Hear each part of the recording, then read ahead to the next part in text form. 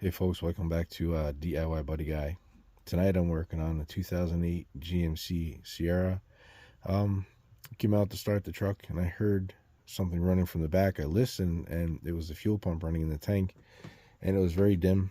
And when I turned on the key, the battery was almost dead. So I hurried up, went over here to try to find the fuse. And you can see that it says fuel pump right here beneath number 25 right here. But if you look at the fuse block, where number 25 would be, right next to this big guy, it's empty. And as you can see, there's dust in the fuse block as if there's no fuse there. And just to give a comparison, I'll pull out another one. And you can see how clean it is where that fuse was. But over here in this pin right here is empty, where it says the fuel pump would be. So looking for the fuel pump relay, there's not one. And looking closer at the diagram, fuse number 20 is the fuse for the fuel pump, but the one underneath it, FSCM, is fuel system control module.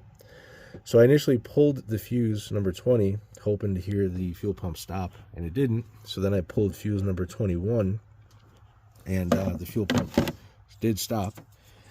If you plug the fuse back in, the truck will run. The problem is when you turn off the key, the fuel pump continues to run even though the truck is completely off. And you see that little yellow fuse laying right there.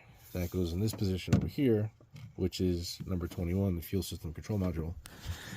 So the history I have with this truck is when I purchased it 2 years ago, the fuel pump control module was bad and the truck would not run. In an effort to get it home, you can see I have right here, taped in blue, a toggle switch with an inline fusible link. I ran 12 volts from a pin somewhere here in the fuse box over to the fuel pump, and when you flicked on the switch, it sent 12 volts to the fuel pump and it powered up and the truck ran. And same situation, when you turned off the key but you left that toggle switch on, the fuel pump continued to run until you turned off that toggle switch. Well, I went and replaced the fuel pump, and as some would say, if you buy a new one, you have to take it to the dealer to have it programmed, which is true. But if you install a used one from the junkyard, well, then it doesn't have to be programmed. So that's what Buddy Guy did. I went and got a fuse, fuel pump control module from Pick and Pull, swapped them out, and truck fired right up, and I haven't had any issues since until today. So what I suspect the issue is the contacts in the fuel pump control module may have welded shut because it's a style of relay, like one of these style relays here.